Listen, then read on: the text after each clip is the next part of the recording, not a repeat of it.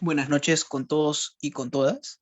Muchas gracias por conectarse, por la puntualidad al conectarse en este webinar organizado por el Diplomado en Estudios Latinoamericanos, el cual tiene como nombre Las generaciones en la historia intelectual del Perú, positivistas peruanos. Para este webinar vamos a tener como moderador y le doy la posta para que podamos comenzar el evento al coordinador del mismo diplomado, quien es Ricardo Falla. Podemos comenzar, Ricardo. Muchas gracias. Muy bien, muchas gracias, Andrés. Muchas gracias también a todos los que están aquí acompañándonos en este día, 13 de febrero de este año, y con muchas ganas de poder estar aquí con todos los interesados, ¿no? Que nos han tenido a bien acompañarnos, y también a los que nos siguen por Facebook de la Escuela de Posgrado. El día de hoy nos va a acompañar el doctor Paul Montoya. Paul Montoya es peruano, maestro en historia por la Universidad Nacional Mayor de San Marcos y doctor en historia por la Pontificia Universidad Católica de Río Grande do Sul en Brasil, ¿no? Paul ha publicado varios artículos de investigación vinculados a este tema interesante y apasionante que es la historia intelectual, ¿no? La historia de las ideas, y también es un conocedor de la historia conceptual, ¿no? Ha publicado, entre otros textos, ¿no? Racismo científico en su contexto. También ha publicado el positivismo como problema. Asimismo, Estado sin nación, el discurso nacionalista y el evolucionismo andino, ¿no? Y hace muy poco nos ha obsequiado, ¿no? Un texto que es muy interesante, que es su tesis doctoral de mi amigo Paul, ¿no? El progreso en las ideas, en los escritos intelectuales positivistas del Perú, 1884-1919, ¿no? Aquí está, aquí lo tengo, sí les saco a todos ustedes una forma de generar interés por la publicación, editado por la Pontificia Universidad Católica de Río Grande do Sul en Brasil. Asimismo, nuestro amigo Paul Montoya es coordinador del grupo de trabajo en historia intelectual e historia conceptual en dicha universidad. Entonces, con mucho aprecio, con muchas ganas y con mucho entusiasmo e interés, porque con Paul nos une aparte de la amistad y la camaradería, nos une un interés por la historia intelectual en clave conceptual. Bienvenido, Paul, y te cedo a ti el espacio para que puedas brindarnos tu conferencia. Muchas gracias, Ricardo.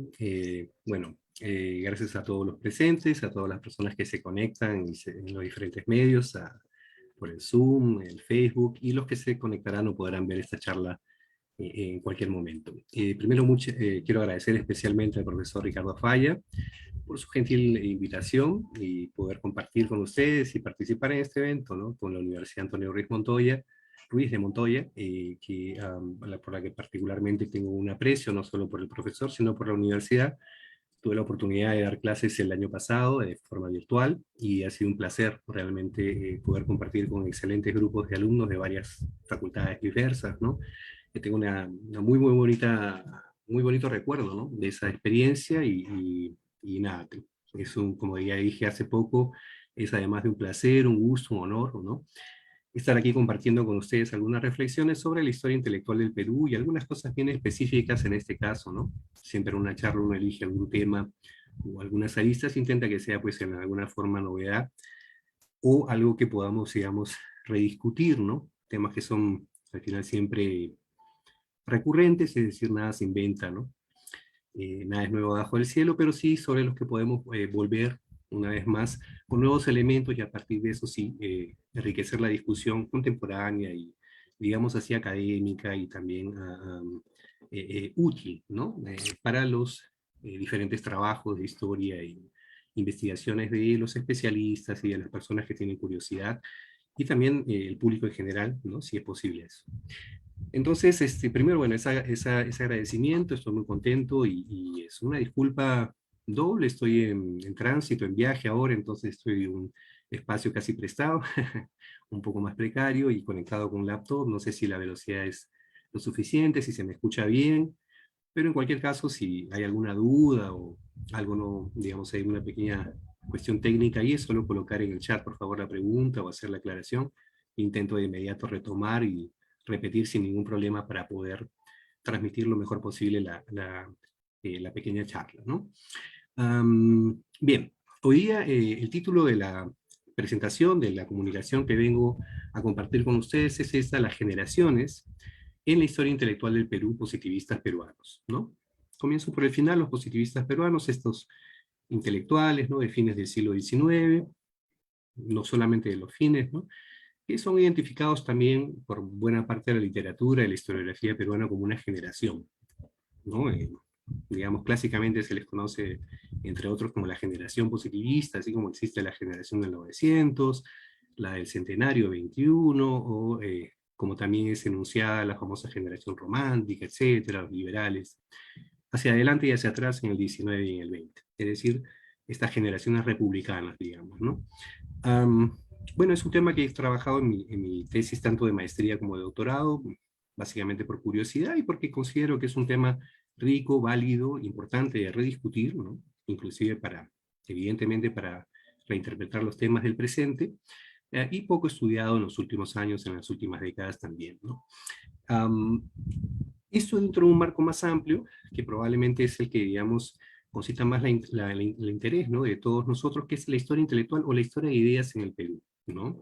Como sabemos, la historia, para todos los que pertenecemos al área, de alguna u otra forma, ¿no?, directa e indirectamente, pues tiene siempre estos ciclos de renovación, ¿no? La historia política, que recibe una crítica y luego ha sido, digamos, reelaborada para poder ser relanzada, digamos, con nuevos elementos, ¿no?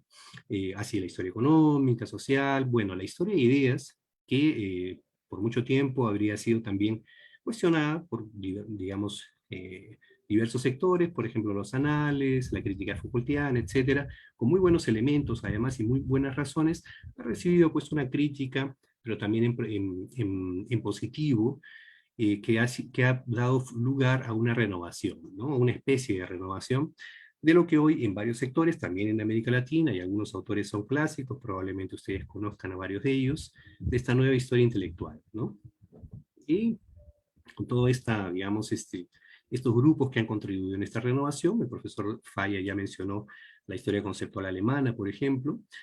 También existe pues toda esta reflexión en Francia, ¿no? Estoy ahora utilizando un poquito a François Doce, ¿no?, y esta idea de la marcha de las ideas, ¿no?, cómo se renuevan, toda esta renovación en Francia, y ahí tiene que ver el tema de la generación. Este concepto que quiero discutir con ustedes un poco hoy día es el motivo de la charla. Digamos, a partir de una serie de grupos también de historia de los intelectuales, entre ellos algunos autores clásicos que ya son cada vez más conocidos a nivel regional y también local, es decir, en nuestro país, como Sirinelli, Jean-François Sirinelli, Michael Winnock o Winnock, como quieran pronunciarse, Christophe Charlet o Charle, entre otros, ¿cierto? Que sería otra de estas vertientes que se unen o se agrupan, ¿no? Además de Rosan Balón, en fin, otros autores, que se unen y se agrupan para poder, digamos, relanzar esta nueva historia, llamada nueva historia intelectual, ¿no? O una historia de las ideas renovadas, si se quiere, pero al mismo tiempo distinta, ¿no? Por eso nueva. Evidentemente también la Escuela de Cambridge, ¿no? Skinner, Pocock, en fin, muy conocidos también los contextualistas ingleses. Bueno, toda esta amalgama, digamos, y esta recepción en América Latina, que tiene también sus fechas, que tiene también su desarrollo, bastante reciente en general, ¿no? Si consideramos que 20 o 30 años es un periodo corto, a nivel de discusión historiográfica, siempre es un proceso lento, hay que leer, hay que discutir, eso demora.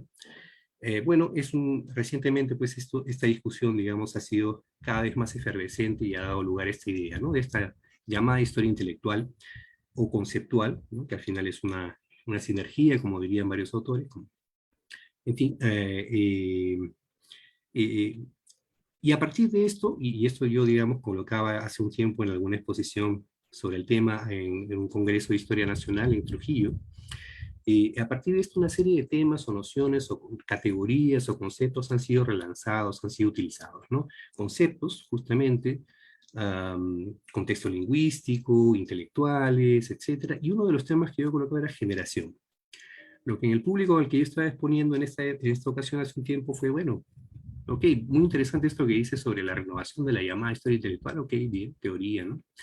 Pero ¿cómo así generación? Porque generación es un concepto bastante antiguo, y esto es un comentario de un profesor, además muy informado de la San Marcos, ¿no?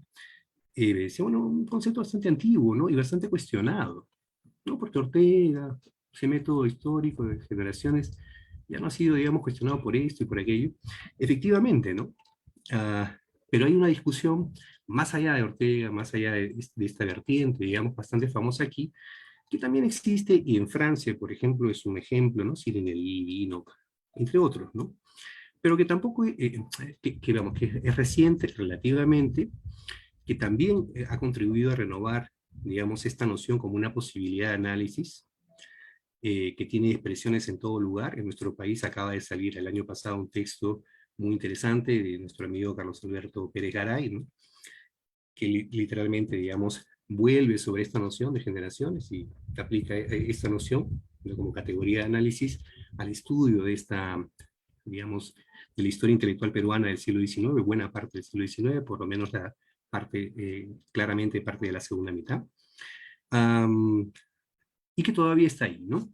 Entonces, siendo que es un tema menos discutido, por lo menos hasta donde he tenido alcance, quería, digamos, he querido hacer un pequeño análisis y también una presentación de este debate sobre esta noción, sobre este concepto de generación o generaciones, colocar un poquito de forma teórica, voy a confesarlo, y tal vez sea un poquito denso por eso, esta discusión, y más o menos cuáles son las vertientes de donde vienen estas diferentes reelaboraciones que desde el 19 por lo menos nos acompañan, cómo hemos recibido en América Latina y en el Perú concretamente esta categoría o estas categorías o este método, ¿no? Atención a las palabras, este método, digamos, de análisis, cuál ha sido la crítica y cuáles serían también las posibilidades de, digamos, ser una categoría aún válida para el análisis, o no, en todo caso, en la historia intelectual. En cualquier caso se puede discutir, ¿no?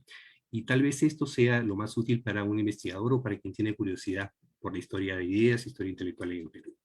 Bien, como ustedes han podido percibir, soy un poco disperso, siempre acostumbro a preparar un pequeño texto para poder acompañarme y mantener un poco la línea y no dispersarme tanto.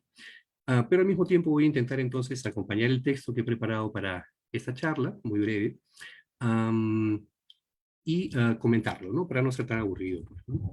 Entonces, como les comentaba entonces, el título de la pequeña charla es Las generaciones en la historia intelectual del Perú, positivistas peruanos.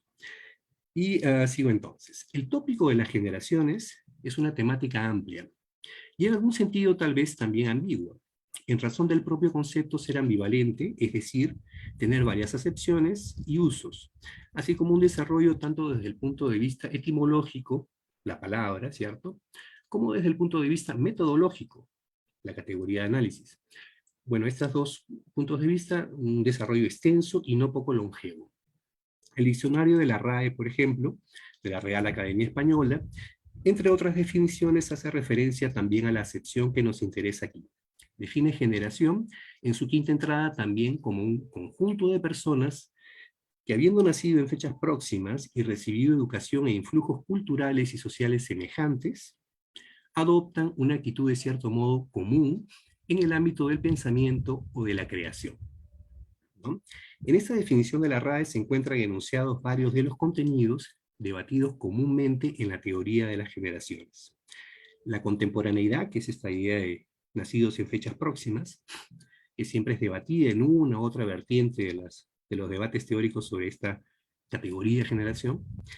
Los influjos o imprints culturales comunes, esta idea de una educación, un influjo cultural, social, semejante. La sintonía interpretativa o sesgos de época, entre otros. Ese sesgo de época, esa sintonía interpretativa, es aquella forma de interpretar que tienen determinados supuestamente tendrían determinados grupos etarios, ¿no? por una formación común, acaban recibiendo un sesgo para aproximarse a determinados temas. Sesgo, ¿no? En común, es decir, algunos rasgos. Bien, siendo pues una palabra o acepción utilizada desde épocas muy remotas, y esto, digamos, la palabra en sí, el concepto es antiquísimo, un ejemplo son las diferentes referencias a este concepto en los escritos bíblicos. Se pueden hablar de muchos ejemplos en los escritos bíblicos, o en los textos homéricos, clásicamente la Ilíada, ¿no? Tal vez alguno de ustedes, varios de ustedes recordará el famoso capítulo, la famosa escena en que Ulises convence a Aquiles de ir a la guerra, a Troya, ¿no? Y la razón que convence a Aquiles, que no quería seguir al rey Menelao, por el que no guardaba ninguna simpatía, como sabemos, es, ok, mira, Ulises, esta guerra va a ser cantada por todas las generaciones futuras, ¿no? Y tú tienes que trascender, ¿no? Quien participe de esta guerra va a ser recordado por las generaciones, todas las generaciones futuras, y cantado por ellas. Este es el argumento que convence a Aquiles de unirse al grupo y además ser uno de los principales guerreros, ¿no? Efectivamente, la promesa de Ulises fue cumplida, digamos, ¿no? Hoy todos conocemos quién es Aquiles, y es uno de los principales personajes de la Ilíada y de la historia, además, de la humanidad, ¿no? Bueno, en fin, un ejemplo entre muchos otros posibles de uso del concepto de la generación desde, digamos, los primeros registros escritos en Occidente y probablemente en otras regiones también. Es a partir del siglo, a pesar de ello entonces, es a partir recién del siglo XIX, ¿no? Relativamente reciente, que el concepto comienza a ser utilizado también como categoría de análisis, así como método interpretativo de la realidad social. Generación entonces, y aquí un subtítulo, como concepto, categoría de análisis y como método. Bien. Como dijimos, existen registros de la utilización del término o concepto generación en diversas lenguas desde tiempos muy remotos. La noción general marca básicamente una diferenciación entre grupos etarios, jóvenes, adultos, ancianos, etc., así como para referir a las denominadas generaciones futuras, ¿no? Muy famoso eso, las generaciones futuras. Bien, de hecho, el argumento de Ulises, ¿no? Las generaciones futuras van a cantar esto. Ok, por tanto, el concepto se marcó desde sus inicios en el ritmo de la vida y la sucesión de los diferentes grupos de individuos, padres, hijos, nietos, etc. Pero como se dijo también, es en el siglo XIX, aproximadamente a mediados del mismo, en que el concepto o noción será reelaborado en algunos espacios europeos, para variar, para transformarse en una categoría de análisis por un lado y por otro en un método de estudio de lo social. No es una coincidencia que el siglo XIX, sea el siglo del desarrollo de las ciencias de lo social, ¿cierto? Y del culto al método de las ciencias y la tentativa de su aplicación al estudio de la sociedad. Hacia la primera mitad del siglo en París, siglo XIX, el filósofo Augusto Comte presentará entre sus contenidos la reelaboración del concepto de generación como un método de análisis de la sociedad. Por tanto, adquirirá características matemáticas determinadas por el ritmo, entre comillas, natural de la vida, lo que a su vez demostraría la posibilidad de interpretar la historia sistemáticamente, esto es, a partir de métodos científicos o dichos científicos. Para Comte, el filósofo francés, el secreto del equilibrio social estaba en la sustitución de las generaciones. Continuidad, cambio, progreso. Del equilibrio entre estos elementos dependía el desarrollo y por tanto la felicidad social. Una vez hallada la fórmula del equilibrio, se hallaría la fórmula del progreso y felicidad sociales. Así de claro y simple para el filósofo francés. Por ello, la necesidad de sistematizar, léase matemáticamente, el ritmo y secuencia de las denominadas generaciones. Comte propone así el método generacional, que en las siguientes décadas será cogido, resistematizado y desarrollado por nuevos cultores del método. Uno de los más conocidos por nosotros, Ortega y Gasset. Ok, bueno, solo un segundo. Está todo bien con el audio, ¿no? Solo si me pueden confirmar aquí. Todo perfecto, Paul. Sí, todo perfecto, sí, todo bien. Maravilla. Sigamos, por favor. Continúo, muchas gracias. Bueno, entonces, pero además de la reelaboración positivista del concepto de generación, paralelamente, autores historicistas o románticos, llamados románticos también, como por ejemplo el alemán Wilhelm Dilthey, Por la misma época, propondrán una reconfiguración del tradicional concepto como categoría de análisis social, es decir, como una noción o clave que ayude a abstraer la realidad social y su historia para poder comprenderla de formas más simples o categóricas.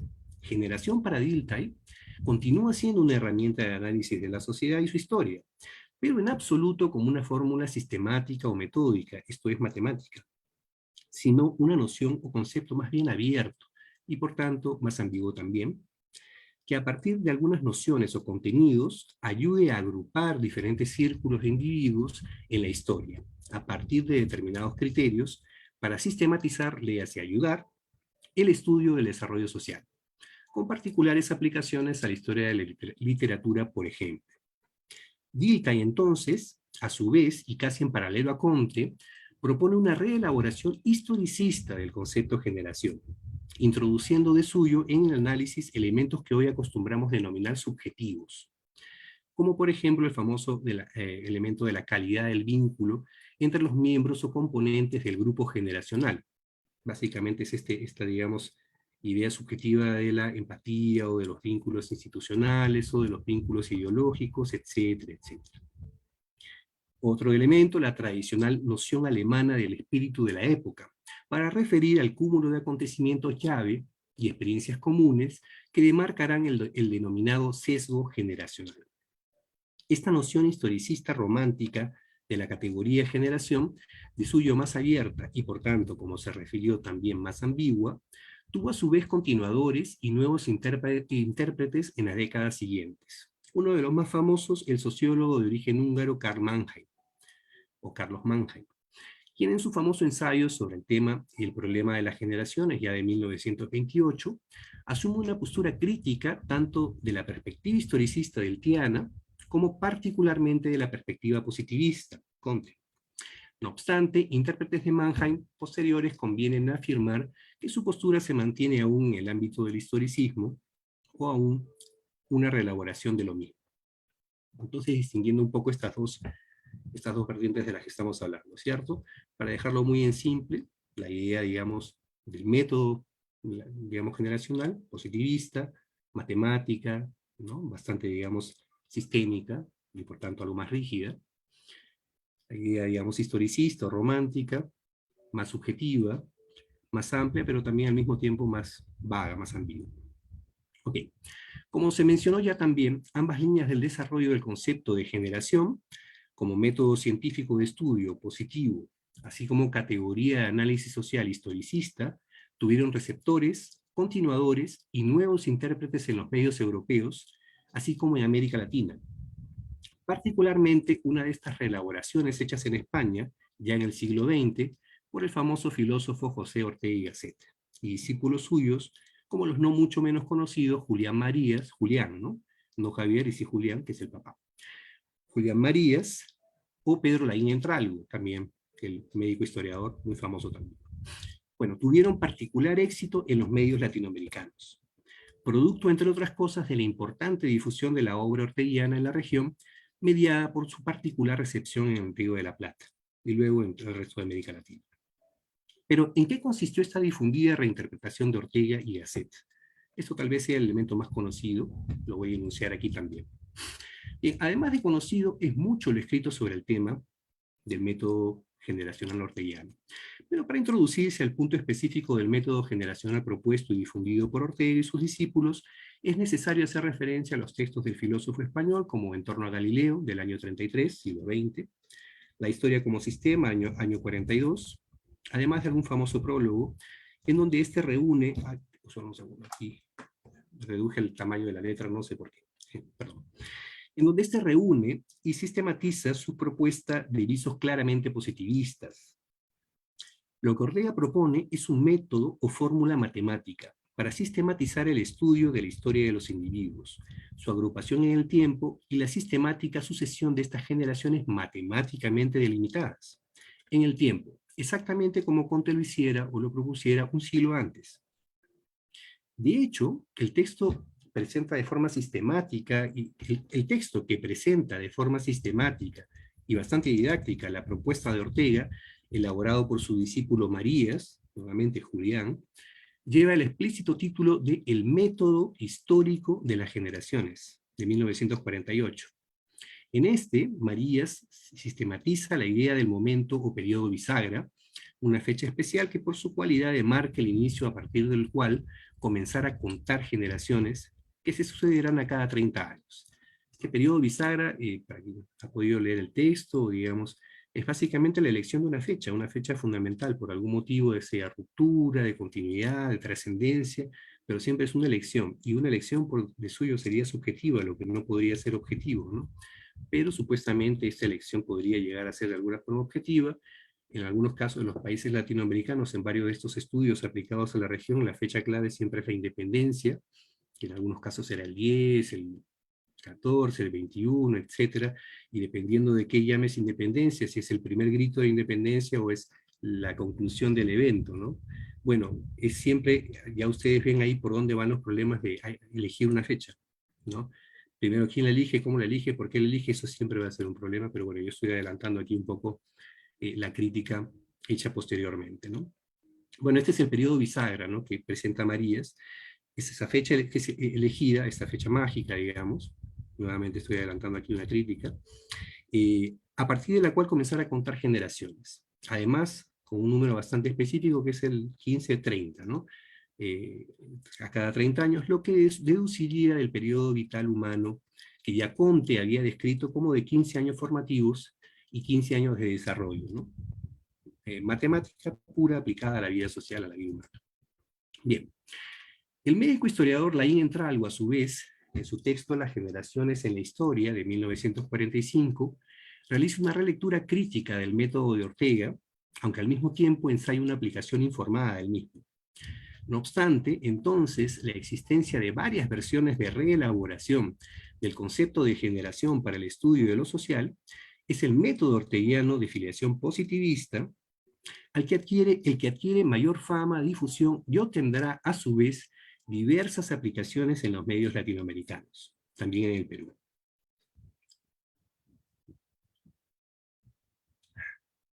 Apenas a modo de ejemplo, y en el análisis de la historia literaria regional, estudios aparecidos desde mediados del siglo XX, como los del dominicano Enrique Sureña, Corrientes literarias en América Hispánica, 1949, el argentino Anderson Imbert, Historia de la literatura hispanoamericana 1954, o el colombiano Arron, Esquema generacional de las letras hispanoamericanas años 63, o el chileno Sedomil Goic, entre otros diversos ejemplos posibles, muestran implícita o explícitamente una filiación al método generacional orteguiano.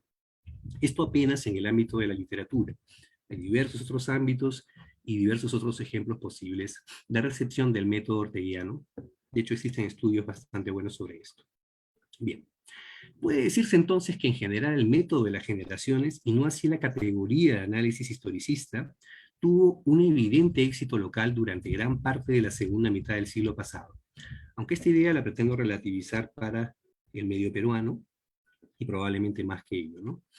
Es decir, a pesar de que, digamos, sea el método de las generaciones el más comentado, en la práctica parece ser que la categoría de análisis historicista está más flexible, más vaga, es la que acaba primando a la hora del análisis en concreto, porque tal vez sea un poco más de análisis simple, ¿no? Inicial, digamos. Bueno, luego vuelvo sobre este punto. Entonces, es el método, y no la categoría, la que tuvo un evidente éxito local durante gran parte de la segunda mitad del siglo pasado. Esto se hizo evidente también en nuestro país. Bien, aquí voy a, digamos, a intentar apenas comentar esta recepción o esta discusión de las generaciones republicanas y de la recepción, por un lado, del método histórico de las generaciones en el Perú, ¿no? Y el enunciado es el siguiente: generaciones republicanas, un tópico constante en la historia intelectual local. Desde la historia de las ideas, por ejemplo, autores como Salazar Bondi, David Sobrevilla, José Mejía Valera, entre otros, pero estos, por ejemplo, los clásicos historiadores de ideas en el Perú, directo o indirectamente utilizan esta categoría para establecer sus análisis, es decir, agrupan individuos, especialmente en el caso de Sobrevilla y también Mejía Valera, ¿cierto? Por, digamos, líneas etarias de edad y la sucesión de ellos en el tiempo, ¿no? Aunque hay que decir que no es una aplicación, digamos, que sea directa del método de las generaciones, tiene sí un poco este sentido, inclusive porque la aproximación a la historia de ideas es a partir de los diferentes grupos que se afilian a las diferentes corrientes, ¿no?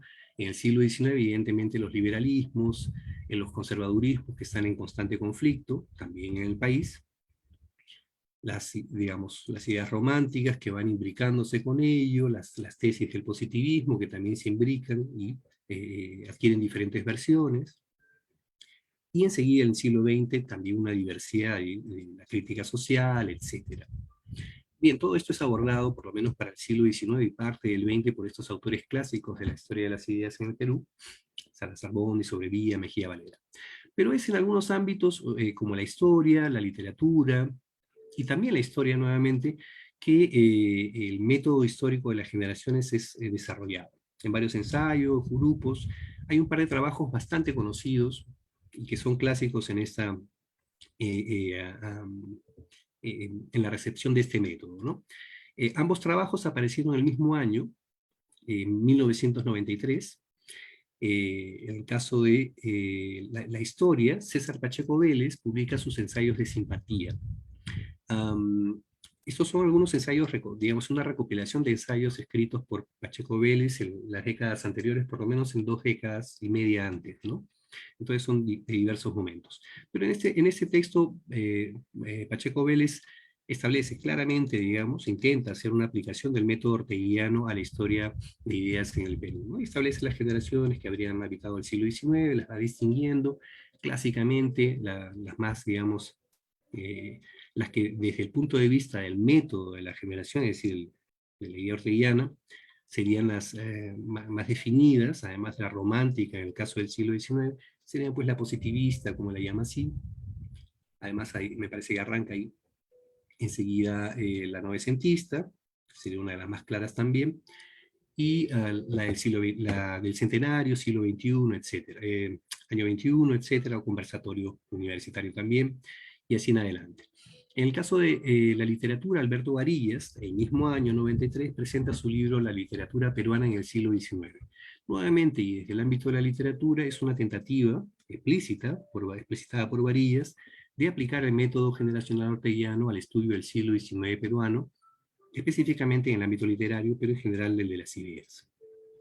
Varillas entonces se ocupa, además de establecer una fecha clave, que es un poco anterior a la independencia, por una serie de criterios que él establece. Entonces encuentra el periodo bisagra y enseguida va contando de 30 en 30 años, estableciendo generaciones, colocando autores aquí y allá de acuerdo, digamos, a la matemática orteguiana.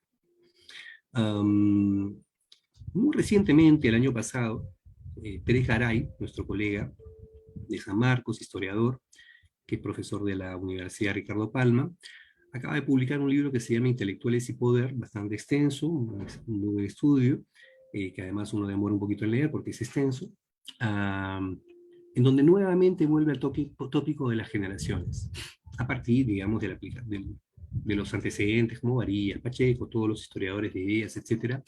Y lo interesante de Pérez Garay es que para justificar su tópico, el texto se llama Intelectuales y Poder, la generación romántica en el Perú, una extensa generación que comienza por lo menos en los años 50, pero que llega en todo su desarrollo, desde su desarrollo, apogeo y decadencia, por lo menos hasta la guerra con Chile,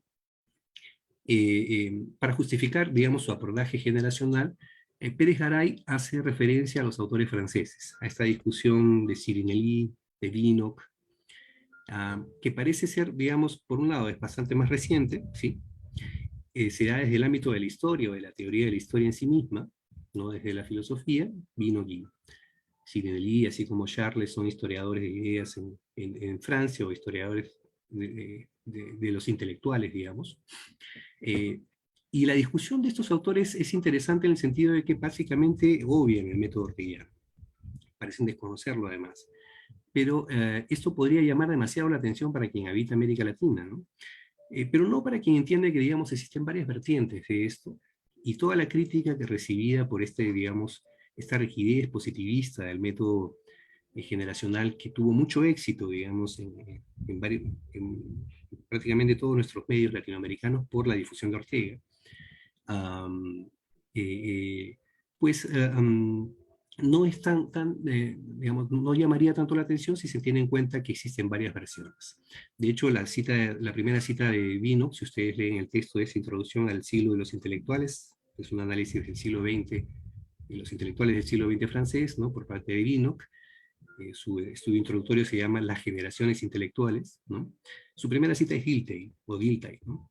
Es decir, digamos, está claramente en la línea de esta vertiente historicista, más amplia, más que por un lado sigue siendo, digamos, tan antigua como clásica, pero por otro lado recibió menos críticas, y recibe menos críticas porque también tuvo mucho menos pretensiones. Es apenas una noción, una categoría que continúa siendo, digamos, desarrollada y pasible de uso, análisis. De hecho, Vinocq y Sirinelli también van a, digamos, presentar esto como un método renovado que, ¿no? Todavía es posible de ser utilizado para el estudio de la historia intelectual, en versión de estos autores, ¿no?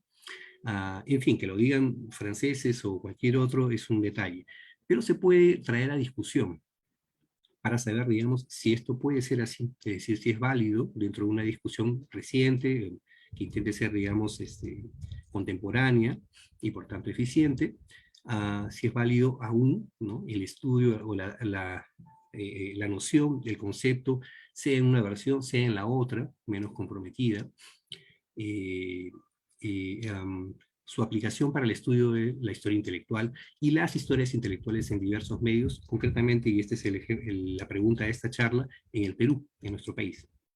Bueno, el texto de Pérez Garay, podría ser una respuesta en positivo, ¿no? O sea, no solo es posible, cuanto, digamos, probablemente sea casi que incontornable, ¿no?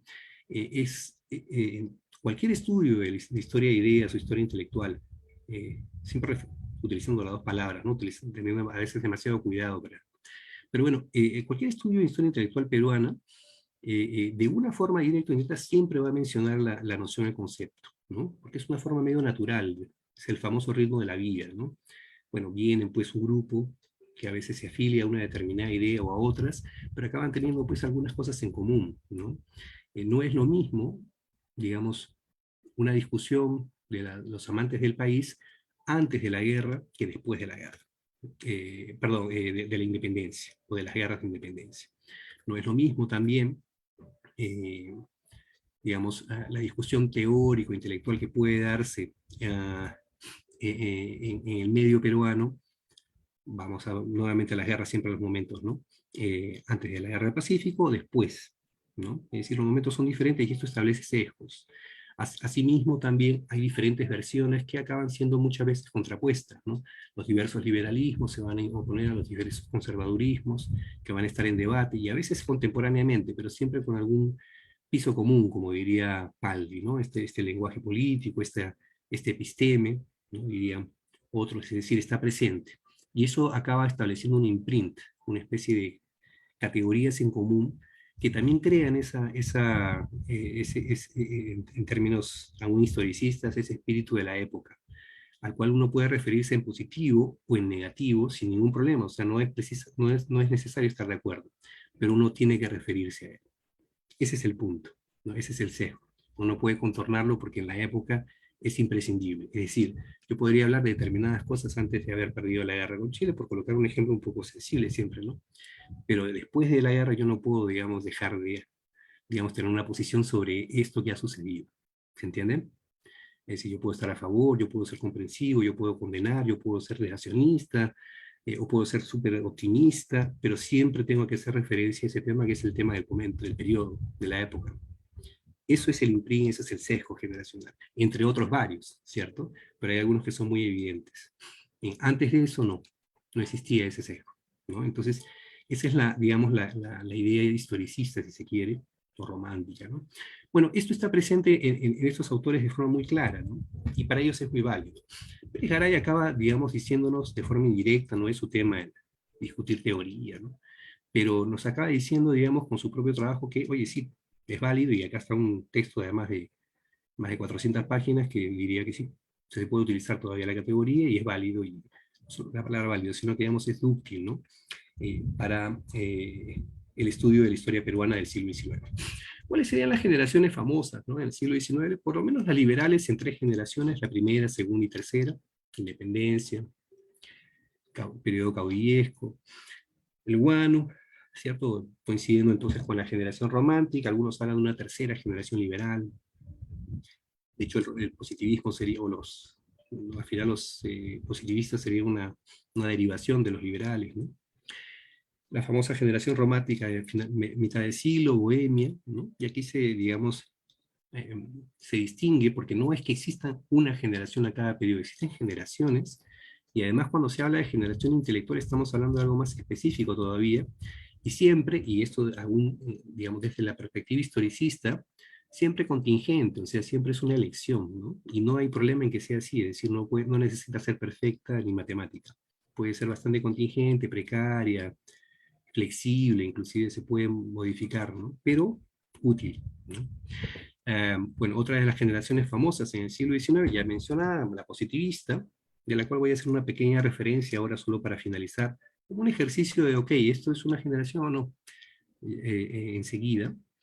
La generación del 900, que probablemente sea una de las más famosas, las más convencionales, polémica también, sin duda, eh, pero convencionales en el sentido de que, ok, son además un grupo bastante cohesionado, era un grupo que aparentemente muy coincidente en sus ideas, bastante próximo, además muy próximos inclusive de forma personal.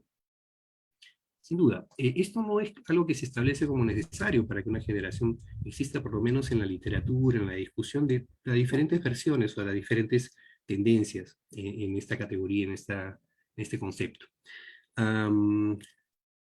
De hecho, en una generación puede haber grupos muy opuestos, ¿no? Es decir, la sintonía en ideas no es lo que marca una generación, y sí, digamos, la sintonía en temas, ¿no? De los que no pueden, de los que, digamos, el piso en común que ellos tienen, ¿no? De los que sí se pueden posicionar de formas muy opuestas sin ningún problema. Pero la del 900, pues, es clásica por eso, ¿no? Y aquí un detalle, y luego lo mismo con el caso de la generación del centenario, del conversatorio universitario, ¿no? Mencionar los nombres, creo que ustedes los conocen muy bien, pero en el caso 900, bueno, Víctor Andrés Belaúnde, José de la Ribabuero, Francisco García Calderón, Ventura, mencionado Julio Cetello, Pedro Zules, incluido en los novecentistas, en fin, entre otros. Y el centenario, los famosos, ¿no? Aya de la Torre, Mariátegui, Basadre, nuestro conocido, Porras Barnechea, Jorge Guillermo Leguía, Sánchez, Luis Alberto Sánchez, entre, bueno, otros más. Ahora, es interesante estos ejemplos finales para lanzar esta idea que yo quería colocar como una provocación para relativizar un poco lo dicho antes, por mí mismo, que es lo siguiente. Ok, efectivamente el método generacional orteguiano, este método al que yo, digamos, he adjetivado de positivista, sin ningún problema, o sea, es claro eso. Es mi opinión, lo puedo sustentar, y en todo caso, si alguien tiene una opinión diferente, puede comentarla con seguridad. Pero bueno, el asunto es que este método orteguiano ha sido muy famoso en ser enunciado, recepcionado y también discutido en América Latina y también en el Perú, por varios autores, algunos los hemos mencionado aquí. Pero a la hora de establecer, digamos, estas generaciones entre las más famosas, ¿no? Por ejemplo, en nuestro medio, eso es un buen ejemplo. La positivista, el 900, el centenario, entre otros. La propia romántica, entre otros. Y otras posteriores, si ustedes quieren. Y los diversos estudios que se dedican a ello, por ejemplo, ¿no? En el caso de 900, los dos más famosos, probablemente los de Pedro Planas, bueno, antes otros, ¿no? Pero los más recientes, Balance y Recuperación del 900, y de nuestro amigo Osmar González, Sancho Fracasados, ¿no? Entre otros varios estudios, son varios, en las últimas décadas. Estos dos son probablemente de los más importantes entre los recientes.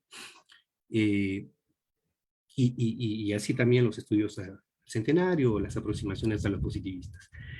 Las aproximaciones de estos trabajos no son orteguianas, es decir, no están preocupadas en encontrar un periodo de ver si estos personajes están exactamente dentro de los 30 años, si uno se pasa por unos años a más o menos, si hay o no un periodo bisagra, es decir, si hay esa... no, parecen ser aproximaciones más bien historicistas, es decir, que utilizan la categoría de generación de forma más amplia, más ambigua, más como un concepto, como una noción, o como lo enunciábamos al inicio, como una categoría de análisis. Es decir, una forma de abstraer una realidad que nos ayuda a comprender esa realidad de forma un poco más compleja, pero al mismo tiempo también más sistemática, más simple, más clara, eh, más distinta, ¿no? Bueno, entonces, um, y esta es la provocación, ¿no? A pesar de ser bastante enunciado y difundido y debatido el método orteguiano, por otro lado, y esto habría que corroborarlo, es decir, sería tal vez una posibilidad de, investigación, de línea de investigación, parece ser más bien el historicismo, es decir, la versión historicista la que ha tenido más éxito a la hora de definir las generaciones más famosas que conocemos hasta hoy, por lo menos, o que han tenido éxito, ¿no? con ese nombre en nuestro país, ¿no? Habría que ver si esto en otros medios también se reproduce de esa forma y por qué sería así, ¿no? Es decir, ¿no? Bien. Para finalizar, porque entiendo que tenemos un tiempo limitado, yo voy a intentar hacer esto muy brevemente. Es solamente un breve ejercicio sobre esta famosa generación positivista, en realidad no tan famosa porque es mucho menos estudiada que las anteriores. Yo he dedicado mi tesis de doctorado a intentar estudiar algunos aspectos de estos grupos, o de este grupo, en realidad son varios, ¿no? Y uno de ellos, los positivistas letrados, ¿no? Esta famosa generación famosa de nuevo, enunciada ya por Salazar Gondi, todos ellos, ¿no? Y todos los que hemos mencionado. Bien, entre todos este grupo, siempre se agrupa un número muy amplio, ¿no? González Prada, Carlos Vice, bueno, Manzanilla, Matías Manzanilla, Capello, Jorge Polar, en fin, muchos otros. Pero, perdón, bueno, hay tres que son los más próximos, digamos, tal vez podrían ser considerados los tres autores más centrales en este grupo. Entonces habría que poner en contraste a ver, bueno, si estos calzan en tanto en uno de los criterios, que sería el criterio, digamos, del método de las generaciones, o el criterio historicista, ¿no? De la categoría. Bueno, estos tres autores son Javier Prado Yugarteche, Manuel Vicente Villarán y Mariano H. Cornejo, Mariano Hilario Cornejo. Es Hilario, sí. Bueno, estos tres autores son elegidos porque su producción escrita, así como su labor intelectual, académica y política, se muestra particularmente representativa del movimiento de recepción, difusión y debate de las tesis positivistas en el ámbito peruano. Estos tres autores son representativos de lo que podemos denominar el positivismo letrado peruano, ¿tá? Que corresponde a un segundo o incluso tal vez un tercer momento del amplio proceso de recepción y debate de las tesis positivistas en el medio local. Esto es una afirmación de mi tesis. Es decir, no son los primeros, son más bien los segundos o los terceros, pero son los más famosos. En fin, ese es otro punto. A ver, no obstante, este último momento del debate, el letrado, que es el más reconocido por la historiografía de ideas peruana, en razón de ser esta la etapa en que los representantes de las humanidades e incipientes ciencias sociales toman noticia y comienzan a elaborar discursos que condensan las principales tesis del positivismo y sus posibles aplicaciones locales. Prado, Villarán y Cornejo cumplen un rol protagónico en este proceso. Los tres nacen y se desarrollan en el mismo periodo temporal. Cornejo en 1866, Prado en el año 1871, Villarán en 1873. Es decir, hay contemporaneidad, ¿no? Independientemente si están dentro de determinado año, nacen más o menos próximos y se forman, se desarrollan en un mismo periodo. De hecho, Cornejo demora un poco en entrar a San Marcos por el motivo de la ocupación, la toma de Lima. Entonces inicia en San Agustín por ese motivo, llega a terminar, pero enseguida que termina, se traslada a volver a hacerlo todo de la San Marcos, porque acababa de ser liberada, digamos, de la toma, ¿no? De la ocupación de Lima. Entonces ingresa Cornejo, 2 años después ingresa Prado, 2 años después ingresa Villarán a estudiar y son contemporáneos, se conocen en la San Marcos, en fin, además de haber tenido vínculos, sus padres son todos, digamos, vinculados, ¿no? Luis Felipe Villarán, el famoso, ¿no? Presidente, Mariano Ignacio Prado, y Mariano Lino Cornejo, el papá de Mariano H., ¿no? Bueno, todos ellos vinculados, entonces, digamos, se conocen bien en la San Marcos. habitan un mismo espacio, se forman en un mismo centro de formación, tienen vínculos, inclusive no diré familiares, pero sí, digamos, próximos, ¿no? Aunque y también ideológicos, todos ellos son liberales, ¿no? O hijos de liberales. Ah, bastante, digamos, importantes, ¿no? Okay. Aunque con diferentes orígenes, los tres tienen acceso a estudios superiores universitarios y desde temprano desarrollan una carrera académica particularmente destacada. De hecho, digamos, es en la década de los 80 que todos ellos van a defender tesis y van a comenzar a asumir cátedras, ¿no? Que luego van digamos, a tomar, particularmente en la década del 90, ¿no? Es decir, van a tomar las principales cátedras de San Marcos de forma espontánea, orgánica, como quieran, o, bueno, como quieran, pero lo van a hacer en la década del 90. De varias formas, pero los tres también, entre otros, claro. Comparten una vocación intelectual entonces bastante definida, como se observa en sus respectivas biografías. Acceden a la cátedra universitaria aproximadamente en el mismo periodo, como dije, entre los 80 y se consolidan en los 90. Y van posicionándose como un grupo de jóvenes académicos, profesores, dentro de la Facultad de Letras de San Marcos y Jurisprudencia, en el caso de Villarán, a partir de la renovación de materias o la propuesta de nuevas cátedras, como de la de Sociología en el caso de Cornejo. Esta renovación será pautada a partir de las novedades de la llamada cultura científica, presentada a partir de las tesis del positivismo inglés. Bien, a su vez, estos personajes realizan tanto una labor intelectual, publican, discursan, promueven asociaciones culturales, el Ateneo de Lima, uno de los más importantes, luego será la Sociedad Geográfica posteriormente.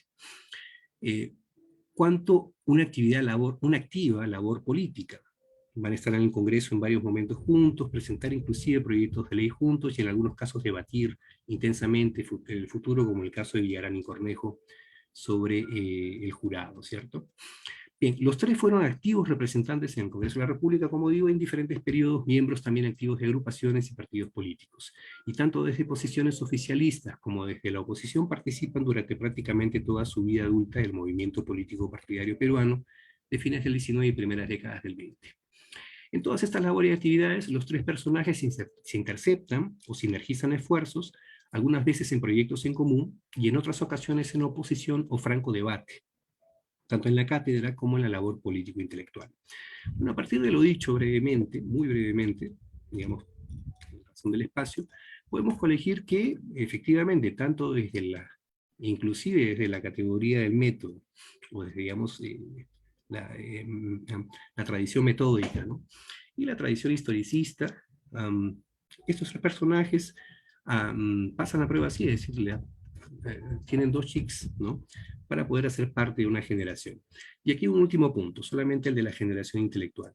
Cuando hablamos de generación intelectual, evidentemente, y esto es solamente un detalle que podría ser discutido mucho más, solo lo voy a enunciar aquí, estamos hablando de un grupo más específico, aún más contingente y aún más subjetivo, ¿no? Y limitado. Es decir, cuando hablamos de una generación intelectual, no estamos hablando de toda la generación, ¿no? Cuando hablamos de la generación del 900, no hablamos de todos los habitantes, ni del Perú mucho menos, ni siquiera de Lima, ni siquiera de un barrio del año 900 en Lima, por ejemplo, ¿no? Estamos hablando de algunos individuos, ¿no? Que por algunas características tuvieron un vínculo, o que habitaron una universidad, que es la principal del país, y publicaron, ¿no? Y entre ellos otros que participaron ahí y no tuvieron capacidad discursiva, es decir, no publicaron, por diversos motivos que sean, pues a veces, aún habiendo participado en este proceso, no los enunciamos, es decir, no los seleccionamos para esta generación. Entonces, una generación intelectual siempre es un grupo elegido, no siempre de forma contemporánea, ¿no? Orgánica, sino muchas veces a posteriori, ¿no? Y en ese sentido es una categoría de análisis, básicamente, ¿no? Es decir, ok, me sirve a mí utilizar esto para decir que, bueno, fulano es sincrano, etcétera, este y aquel, que siempre una elección subjetiva, y a partir de determinados criterios, que nunca son totales, exactos, mucho menos matemáticos, pero sí útiles, ¿no? Me sirven para describir un proyecto en común, o características en común, o algo más que simplemente una agrupación de individuos, ¿no? Sino algo nuevo, ¿no? Es una categoría que me ayuda a abstraer la realidad para poder comprenderla, pero siempre contingente, siempre provisional y sujeta a modificaciones, es decir, flexible. En ese sentido, ¿no? Y esto es una pregunta más que una conclusión, es posible que si la categoría de generación todavía sea válida, pues esta categoría sea justamente lo que nos dice, digamos, deberíamos pedirle a esa categoría, ¿no? Sea historicista o inclusive, desde un punto de vista metodófilo, lo que Vinocq nos dice en parte de su texto, ¿no? Voy a citarlo en este momento. No hay que exigirle demasiado a esta aproximación generacional, tampoco hay que despreciarla. Ella no dará más de lo que puede ofrecer. Bueno, espero no haberme excedido el tiempo. Eso era todo para... sí. Muy bien. Dentro del tiempo. Bueno, gracias. Gracias, muy bien. Muchas gracias, Paul. Muchas gracias por tu excelente presentación y también por haber logrado comprimir gran parte de lo que has ido investigando en estos años en tan solo 50 minutos. Yo creo que eso es bastante notable, ¿no? Obviamente aquí hay varias preguntas que imagino que los presentes van a realizar, ¿no? Bueno, mientras van escribiendo nuestros amigos y amigas sus inquietudes, sus comentarios, sus dudas, sus preguntas, es una posición bastante interesante la que vas desarrollando, ¿no? Sobre todo en la parte final, ¿no? Porque estaba recordando el inicio de la historia del arte de Gombrich, ¿no? Cuando Gombrich dice, no existe el arte, sino tan solo existen los artistas, ¿no? Entonces parece que a mí la impresión que me da es que lo que existe son los historiadores y finalmente, o sea, el modo de cómo organizan esa historia, ¿no? Y ahí viene los conocimientos teóricos, metodológicos y los campos teóricos que ellos privilegian para organizar, ¿no? Para que ustedes organicen la historia, ¿no? Y justamente cuando tú hablabas de en tu posición o en tu perspectiva, que era más una posición historicista que positivista, la que tú encuentras, ¿no? Y de pronto yo he estado leyendo en estos días a un autor que tú has mencionado el día de hoy, que es Karl Mannheim, ¿no? Y Mannheim es interesante porque él fue uno de los fundadores de la sociología del conocimiento, ¿no? Que estaría un poco, quizás hay colegas o investigadores que han estado uniendo la historia intelectual en clave historicista, ¿no? Y sin proponérselo han estado cayendo o asumiendo una perspectiva historicista, que es la que tiene Mannheim finalmente, ¿no? Además, se entiende, ¿no? Se entiende de dónde viene Mannheim, ¿no? Porque él fue, recordemos, fue discípulo de Lukács, ¿no? Que era pues un marxista, ¿no? Bueno, un marxista cultísimo, por cierto, y también de George Simmel, ¿no? Entonces, claro, Simmel tenía una impronta más historicista desde Dirlein, porque de alguna manera hay una relación entre Dirlein y los métodos historicistas, ¿no? Y claro, lo que me llama la atención que a veces los mismos investigadores, no digo que sea en tu caso, pero a veces los mismos investigadores no son conscientes de la historia del método que están utilizando. Es algo que a mí me parece sumamente interesante, ¿no? Porque evidentemente un investigador en historia intelectual o historia factual, ¿no? O historia conceptual, digamos, está siempre moviéndose a partir de los métodos. Bien, ese era un poco, ya me imagino que en algún momento estaremos conversando sobre eso, querido amigo. Y vamos a las preguntas del respetable. No queremos nosotros acaparar acá las preguntas. Sí, Evelyn Carolina, encantado, te escuchamos. Le acabo de brindar la opción para que pueda activar su micrófono. Excelente, gracias, Sí. Andrés. Sí. Buenas tardes, muchas gracias. Bueno, en principio, felicitar al maestro Paul. Me ha parecido de verdad un webinar, desde mi punto de vista, excelente, ¿no? La verdad, en estos días estoy leyendo mucho, más que leer, escuchando audiolibros, y justamente en estos días escuché un documental sobre la escritora peruana Mercedes Cabello. Que es una escritora que tiene pensamiento positivista. Entonces, una de sus ideas, a pesar de que Mercedes Cabello no conocía todavía el pensamiento de Augusto Comte, ¿no? Y ella tiene un pensamiento que justamente eso es lo que quiero preguntarle a ustedes desde su punto de vista, ¿no? Ella tiene el pensamiento, lo voy a leer porque es una cita textual de un libro de Isabel Taussig. El libro se llama El pensamiento positivista desde el punto de vista de la feminidad. Y el pensamiento es, ¿no? Mercedes Cabello plantea, dice, ¿no? Para lograr que haya una felicidad universal en el mundo es necesario, ¿no? Es necesario dos cosas. En principio es necesario que haya un orden social justo, ¿no? Y también lo otro principio es que existan avances científicos. Y justamente Mercedes Cabellos es del siglo XIX y en el siglo XIX los avances científicos, bueno, me parece que todavía como en base a la actualidad, pues todavía estaban recién, por decir así, comenzando. Entonces mi pregunta es, maestro Paul, desde su punto de vista, ¿usted considera que la escritora Mercedes Cabello se adelantó a su época y cree que lo que afirma ella, ¿no? De lograr la felicidad universal en base al orden social justo y a los avances científicos, es un pensamiento en base al positivismo o es un pensamiento que se ha logrado en la actualidad? Esa es mi pregunta, maestro Paul. Muchas gracias.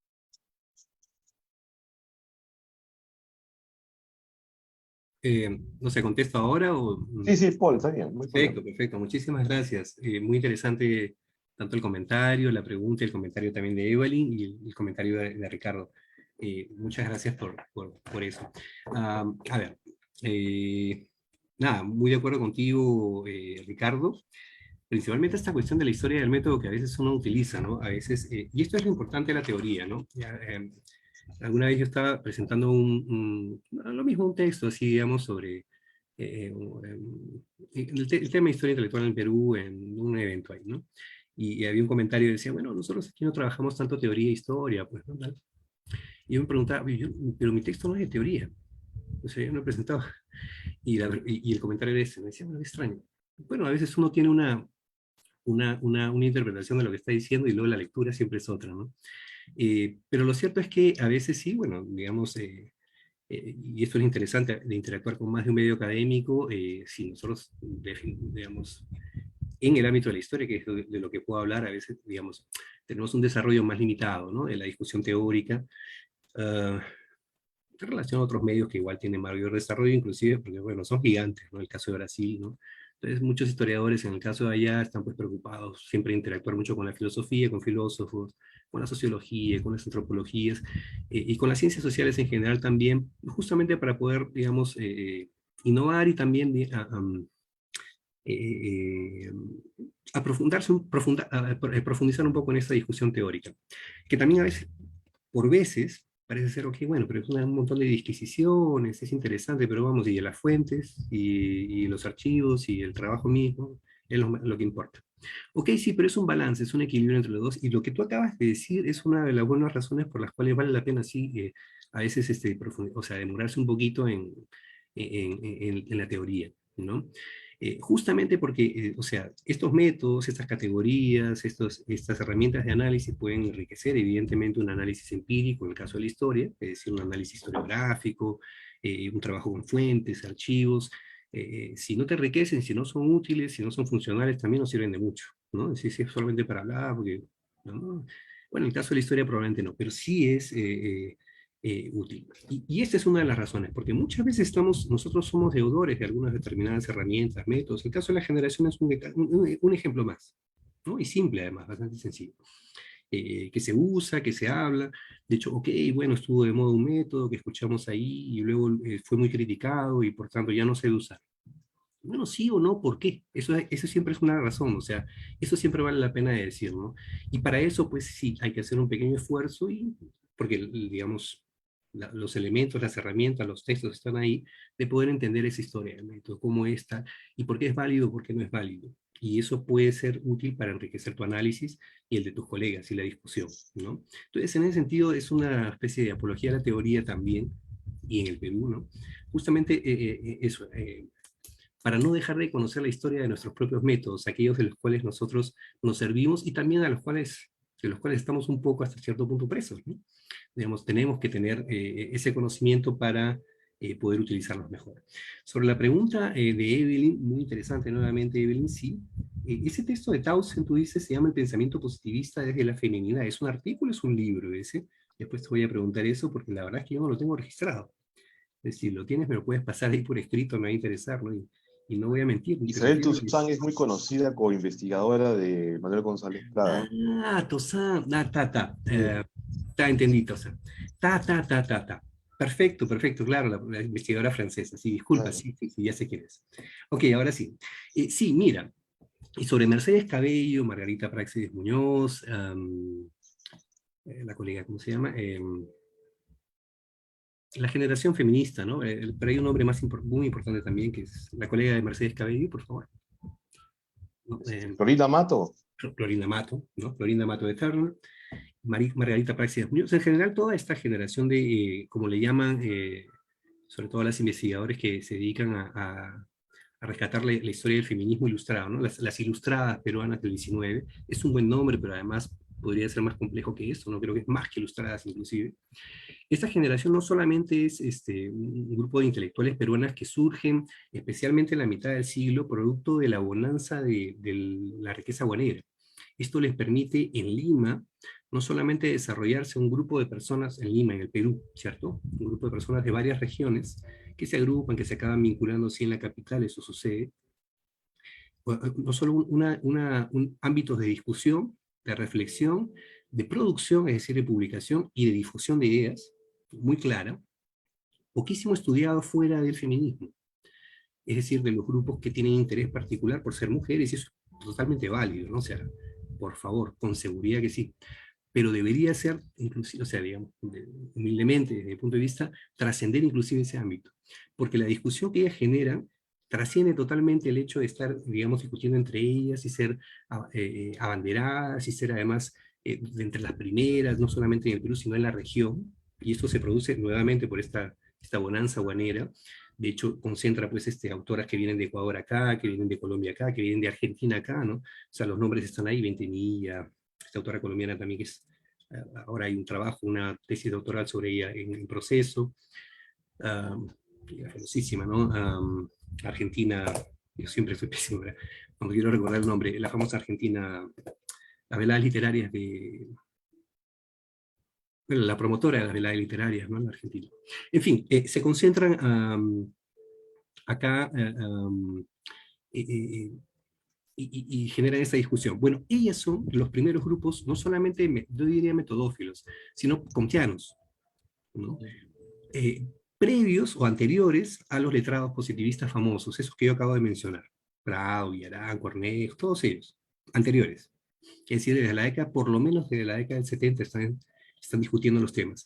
Y Evelyn, te comento, ellas no solamente conocen, como citan a Comte, como discuten en diversos momentos, claro, no solo en los 70, sino también después, en los 80, en los 90, y luego inclusive en el siglo XX, por ejemplo, María Jesús Alvarado, que existe un muy buen estudio de Margarita Segarra, y otras varias más, van a discutir probablemente con mayor constancia, inclusive la religión de la humanidad. Si no me equivoco es Mercedes Cabello quien tiene un texto sobre eso, pero Praxedis Muñoz, además de ser una kantiana, digamos, acérrima, es una de las promotoras de la revista positivista en Argentina, en su exilio, ¿no?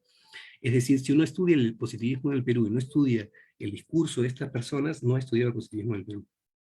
Que es algo de lo que, digamos, yo asumo además, la culpa. O sea, en mi tesis no está ese capítulo y yo digamos, no lo he colocado ahí básicamente por una cuestión de tiempo. Pero si existe un futuro libro, o sea, no puedo hacer eso, no puedo publicar un libro, digamos, sin ese capítulo, ¿no? Pero, digamos, dejo expreso que no lo he hecho en mi tesis por lo menos para ser honesto, es explícito, ¿no? Pero, digamos, me queda muy claro porque eso es así, ¿no? Es decir, estas señoras están discutiendo desde muy temprano estas tesis, y solo para finalizar, esto además les da preeminencia en relación a otros grupos, por ejemplo, estos letrados samarquinos de la posguerra, pero además las introduce dentro del debate general, ¿no? Es decir, el debate intelectual de la segunda mitad del siglo XIX, y esto es algo de lo que pecamos la mayoría de historiadores, ideas, sociólogos, e historiadores intelectuales, es decir, los que están escribiendo recientemente, ¿no? Estoy hablando de mi colega Pérez Garay y de mí, pero eso lo tendremos que subsanar o no lo haremos, y será culpa nuestra. Bueno, no incorpora esto, digamos, como un conjunto solamente, ¿no? El debate, digamos, debería ser mixto, porque en la segunda mitad del 19 es mixto, y no porque se les haga ningún favor, y sí porque ellas se desarrollan, pues. Ellas ya tienen capacidad discursiva, ellas están en el debate, y debaten con hombres, y están a favor, y están en contra, y a veces coinciden completamente, el caso de Palma y otros varios, González Prada y muchos otros en las siguientes décadas. A veces también debaten acérrimamente y son enemigas, y son también perseguidas, etc. Pero está imbricado. Y es así como tiene que ser estudiado como un conjunto. Entonces, esa parte de la historia peruana, y la segunda mitad del 19 claramente tiene esa ausencia, digamos, está por ser escrita de esa forma. Digamos, es decir, es como en mi época, ¿no? Existían los colegios de hombres, yo fui a uno, lamentablemente, y los de mujeres. Era una separación artificial, ¿no? Entonces, bueno, los colegios son mixtos ahora, ¿no? Esa es la realidad social verdadera. Bueno, eso es lo que realmente sucedió en el siglo XIX, y solamente no hemos escrito esa historia en mixto por un sesgo, ¿no? Que tiene que ser superado, y es para mí una necesidad clara. Entonces, si yo llego a publicar mi tesis en formato de libro, tengo que subsanar eso, por ejemplo, y en eso la pregunta que yo estoy extendiéndome mucho en la respuesta de Evelyn, es súper pertinente justamente por eso. Y Isabel Taussig, o Toussaint, ¿no? Susana. Toussaint, en francés, la excelente investigadora Isabel Toussaint, pues además es una de las una de las voces más informadas y más tempranas, ¿no? De esa afirmación. Bien, gracias, Paul. No sé si hubiese otra pregunta de los asistentes. Sí, gracias, Evelyn, por tu pregunta que ha motivado una extensa reflexión del doctor Paul Montoya. No sé si hubiese otra pregunta. Bien, mientras alguien se anima, una de las cosas que me ha llamado la atención, estimado, es, claro, tú dices que hay que trabajar la segunda mitad del siglo XIX incorporando nuevos elementos factuales, ¿no? Para tener mucho más claro el mapa del desarrollo intelectual, ¿no? Pero yo te pregunto, ¿no crees que también hay una especie de condiciones para la recepción de las ideas positivistas? No sea, obviamente, condiciones que son no solamente académicas, sino también, como tú has dicho, ¿no? Hay condiciones sociales y económicas para ese tipo de recepción. Y hay que entender, me parece también, a veces no sé si estás de acuerdo con la interpretación, que el positivismo, en el caso nuestro, en el caso del Perú, va a tener una recepción casi inmediata respecto a la formulación que viene de Francia, ¿no? Porque el positivismo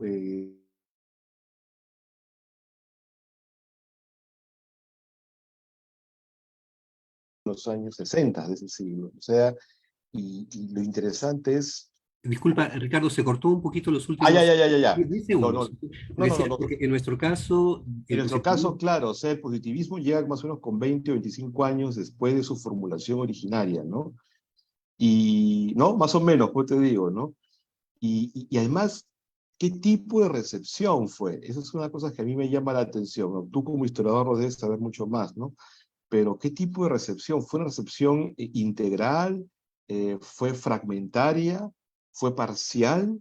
¿Fue una recepción híbrida? Porque también se va a incorporar, porque yo lo que he visto es que a veces llegan las ideas, por ejemplo, positivistas, pero acá hay como una especie de desarrollo propio, pero también hay como juxtaposiciones, ¿no?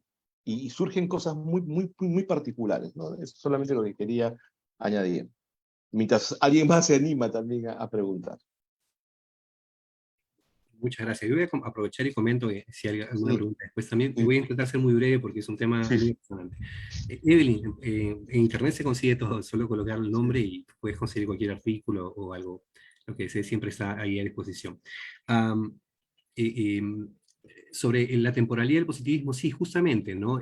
La idea es que el positivismo nace, digamos, Y esta es la idea de los historiadores de ideas, ¿no? Salazar Bondi, Sí, sí, sí. Surelí, etcétera, el propio Mejía Valera y tal. A pesar de los antecedentes que ellos colocan, ok, el positivismo realmente se da a partir del final del siglo, los últimos 15 años, y son los letrados. Estos que mencioné al final, de los cuales yo tengo simpatía, es decir, he desarrollado un trabajo sobre ellos. Claro, claro. Pero ojo, pero en el análisis histórico, digamos, más amplio, y eso es interesante, digamos, de la diversidad de fuentes, y eso se hace desde la historia, muchas veces más que desde la filosofía, eso es verdad.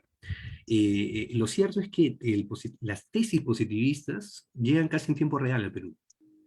Esa es la afirmación de mi tesis, ¿no? Es decir, los primeros metodófilos peruanos son médicos, no son letrados. Así es, no, claro, claro, O claro. sea, es la generación que es enviada por Cayetano Heredia a Francia en la década del 50, literalmente el año 51, se quedan hasta el 54, 55, algunos ven antes y después, y luego van a ser enviadas varias generaciones. Los nombres ahí son Ulloa, Segura, Rosas, un personaje polémico pero muy interesante, Camilo Segura.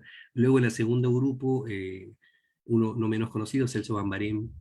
Lo que van a hacer, además de formar la Asociación de Médicos, va a ser la Gaceta Médica, en donde está llena de lenguaje metodófilo, es decir, kantiano, positivista en general, porque no, kantiano es un poco más amplio. Eh, Solo que los médicos no discursan como discursan los letrados, y no tienen el Claro, mismo claro. lenguaje, digamos, la capacidad discursiva, ¿no? Y recordar que quienes establecen la historia de las ideas después son los letrados, es decir, filósofos, historiadores, sociólogos, que leen a su vez a los filósofos, historiadores, sociólogos, que es el lenguaje que particularmente dominan, pero no leen pues el lenguaje encriptado de los médicos o de los ingenieros, que en la década del 70 también hacen lo mismo. López Soria, que es un excelente investigador, historiador de la UNI, afirma taxativamente el positivismo entra en la UNI en las 70. Es claramente es un discurso, solo que es un discurso, así se puede utilizar el nombre, encriptado, en lenguaje ingenieril.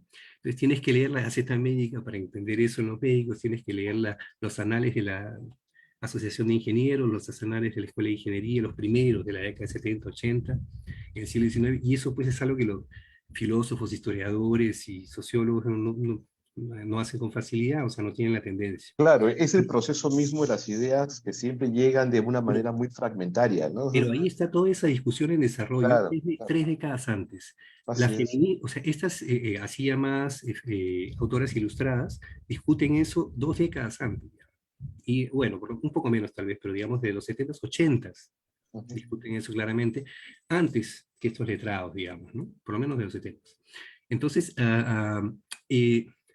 contra lo que muchas veces se afirma, es bastante contemporáneo. Es coyuntural, sí, pero hay que entender que el hecho del fenómeno del ingreso guanero y ese periodo de los 50 que modifica la capacidad estatal y en general la sociedad, digamos, peruana y limeña particularmente, genera esta posibilidad, ¿no? Y en el ámbito médico, digamos, se puede rastrear claramente esa conexión que no solamente se establece a partir del 50, sino que se mantiene a lo largo de los lustros, casi en tiempo real, es decir, con el tiempo que demora un vapor. Ese es el tiempo que ellos demoran en actualizarse. En la Una Gaceta Médica pregunta, y luego en la crónica eso está clarísimo. Diga. sí, una pregunta para acabar también, ¿no? Cuando Sí. yo estaba leyendo un libro hace poco sobre la recepción de ilustración en América, ¿no? En la historia de la ciencia y la tecnología que publicó ACAL hace unos años, ¿no? Que tiene en 43 tomos, ¿no? Hay un tomo que se llama justamente La recepción de la ilustración en América, en América Latina, obviamente. Y hay una cosa bien interesante, porque cuando uno estudia la medicina, por ejemplo, ¿no? En la ilustración, en las últimas décadas del siglo XVIII, digamos, hay claramente, claro, y sabemos pues que el positivismo descansa sobre muchos postulados ilustrados, ¿no es cierto? Entonces, ocurre algo interesante, porque claro, ciertamente llegan las ideas positivistas, pero también había como una especie de tradición, digamos, protocientífica o protocientificista, ¿no? Heredera de ilustración, que permite justamente esta unión, ¿no? Me parece, ¿no? Claro, claro que sí. El positivismo no inventa la ciencia ni el método Claro, científico en absoluto. La afirmación es que la aplicación del método de las ciencias a lo social, pero así es. una aplicación absoluta a lo social, es decir, matemática, literalmente eso.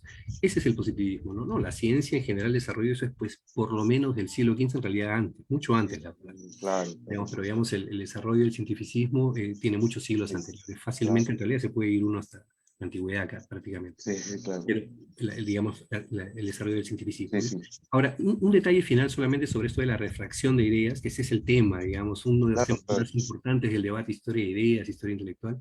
Esta refracción de ideas, es decir, las ideas que vienen, o estas corrientes, tendencias, cómo son recepcionadas y fragmentarias, parciales, en todos los casos son fragmentarias, parciales y contingentes, diversas, porque Sí, en pues. todos los casos Claro, posibles, claro, todos, claro, es claro. decir, en Perú, Ecuador, en México, en Argentina, en Totalmente. Europa, en Japón, en Bulgaria, en África y en Asia, y también en Francia, pero en el sur de Francia y en el norte y en España, es decir, en el país de al lado también, en Bélgica, en Italia.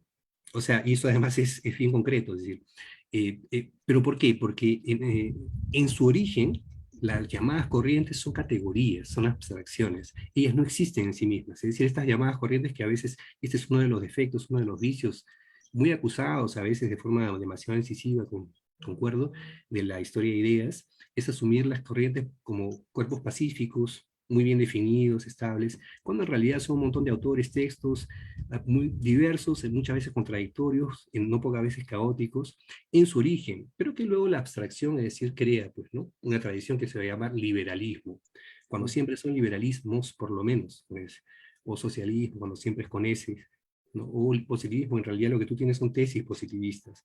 Por eso yo siempre, bueno, menciono tesis positivistas, porque me cuesta decir positivismo como algo que existe. Sirve Sí, como una pues. abstracción, pero el Sí. problema es creer que eso es así. Entonces, en ese caso, en todos los casos va a haber refracciones. Es decir, en Francia, así que Comte, digamos, emite su mensaje, pues ya hay dos versiones exactamente opuestas. Dos personas que viven a pocas calles de sus casas, a pocas cuadras de sus casas, ¿no? Littré y Lafitte, ¿no? El heterodoxo y el ortodoxo, ¿no? La religión de la Así humanidad es. y el cientificismo. Es decir, y eso es dentro de un barrio. Así Imagínate, es. digamos, imagínate el resto del mundo, es decir, siempre va a haber refracción, ¿no? Sí. Y eso es un tema al infinito. Sí, claro, El es positivismo es micro. un muy buen caso para eso. Es un Claro, y buen es caso micro. para eso, ¿no? Para ver eso. Exactamente, perdóname, son microhistorias finalmente, ¿no? Mira, tú sabes justamente lo que yo he estado investigando, y vamos a dar, hay una pregunta interesante ahí, es la supuesta enemistad entre Keynes y Hayek, ¿no? En términos intelectuales, ¿no? Y cuando yo he estado leyendo textos, eran muy amigos, ¿no? Entonces, y hay documentos claros, entonces, justamente yo creo que todo esto nos va a llevar a una aproximación mucho menos, conflictiva de las cosas, ¿no? Sino más abierta justamente a las posibilidades de interpretación. Bien, vamos a cerrar con una pregunta final. Hay una pregunta de Raúl Silva, y con eso acabamos también la ronda de preguntas. Dice así, tengo una pregunta. ¿Qué importancia tiene el intercambio epistolar y el tráfico de libros en la difusión del positivismo en el Perú? Muy interesante pregunta, gracias Raúl. Bueno, la importancia es absoluta, ¿no? O sea, decir, las cartas son, en historia intelectual, además, una fuente privilegiada para ver cosas que tú no ves en los discursos, en los textos, porque es lenguaje personal, hay cosas que se dicen ahí que no se dicen fuera. Entonces, y cosas además sobre el tema de fondo, ¿no? Inclusive sobre estas refracciones, lo mismo, y evidentemente los libros también, ¿no? Estos señores leían, o sea, en San Marcos en ese momento, este es un grupo muy reducido, ¿no? Pero de varias partes del país, ¿no? Digamos, ya en el 19 la San Marcos es bastante diversa, no diversa en el sentido, digamos, de grupos sociales, pero sí hay gente de muchas regiones, ¿no? Eso no sucede solo en el 20, sino ya en el 19, desde las últimas décadas, inclusive antes. Pero es gente, digamos, con una formación muy privilegiada. Todos tienen acceso al francés, que es el lenguaje, es el inglés de la época, y en segundo lugar también, en varios casos, el inglés, ¿no? Entonces, la lista de libros no solamente que están disponibles en San Marcos en ese momento, sino en las bibliotecas de estos señores, muchos de ellos miembros de la élite o por lo menos de familias suficientemente acomodadas para adquirir libros o con esa vocación. El problema de esto es que es un problema que en mi historia llamamos problema de archivos, ¿no? O sea, nosotros realmente tenemos una pequeña, no, una deficiencia también. Tenemos muchas cosas, ¿no? Pero algunas también no, y esta es una de esas en cuanto a, digamos, archivos epistolares, ¿no? A veces existen los archivos epistolares familiares que ni siempre son accesibles, pero cuando lo son siempre es una oportunidad. pero no es tan común, ¿no? Como en otros medios. O sea, hay otros lugares donde tú tienes pues una cantidad de archivos de cartas de todos los personajes importantes, muy bien catalogados y todos bien conservados, ¿no? No es el caso del Perú, es un poco difícil realmente, inclusive en el 19, que no es pues tan, es un periodo antiguo, pero no tanto, desde la segunda mitad, acceder a material epistolar es limitado, existe de cualquier forma, y es valioso por eso. Tú ves esa relación, estos vínculos también además entre personajes de la región, que eso es otra cosa muy importante, las redes, ¿no? Y en el caso de las bibliotecas que también no están exactamente conservadas, pero sí se puede, digamos, a partir de la lectura de los textos, ver cuáles son las referencias, porque ya en ese periodo comenzaba a utilizarse esta citación, ¿no? Hay un tránsito, justamente en estas últimas décadas del siglo, hacia la citación al pie de página con estas referencias que antes no se hacían inclusive en textos académicos, pero ya comienzan a hacerse. Entonces, por ejemplo, los textos de Prado son buenos que él te cita todo abajo, ¿no? Dice, mira, este es el libro, este es el libro. Entonces tú ya sabes qué leía, ¿no? Por colocar un ejemplo. Entonces sí, es muy, muy importante. Bueno, con esto nada, yo quiero agradecer Sí, mucho nuevamente sí, la discusión. excelente, un aplauso, muy bien, muy Muchas bien. gracias. Me ha encantado A mí me ha encantado. y me alegra que hayas compartido tu reflexión, tu investigación. Sabía que iba a ser una excelente exposición. He leído tu trabajo, es notable, realmente no veo este libro que está editado por la universidad, tiene que, de Río Grande, de universidad, en Brasil. Yo creo que debes darlo también acá por el Perú, ¿no? Que se edite acá con nosotros en el Perú, porque es un trabajo notable, realmente, además porque abre muchísimas cosas para discutirlas en términos teóricos, sobre todo la historia intelectual que tampoco hemos trabajado en el Perú. Un aplauso, muchas gracias. Muchas gracias a ustedes. Un placer y muchas gracias por todo, por las preguntas. Y nada, estamos Ya. siempre juntos. Estamos juntos, como dicen, estamos juntos. Sí, muy bien, amigo, querido. A Un ver, abrazo. Andrés, por favor. Ajá. Sí, bueno, quiero reiterar el agradecimiento a Paul Montoya. Muy buena ponencia, creo que ha sido muy importante para todos los participantes, incluso para personas que estamos conectadas para dar el soporte, pero nos resulta interesante todo lo que se comenta en el webinar. Muchas gracias también por la moderación, Ricardo, del evento. Y no queremos despedir el webinar sin antes invitarlos, por favor, a que puedan animarse por postular el Diplomado de Estudios Latinoamericanos, que va a tratar muchos temas similares a los que hemos visto en el webinar. Y recuerden que hasta pasado mañana, 15 de febrero, tenemos una promoción del 10% para que puedan matricularse en el diplomado. Así que esperemos se animen y nuestras asesoras se van a estar comunicando con ustedes a partir del día de mañana. Muchas Bien, gracias y que tengan buenas noches. buenas noches, amigos, y a los participantes también. Gracias. Gracias. Gracias a Buenas todos. noches. Hasta luego. Cuídense, hasta luego. Buenas Hasta luego. noches.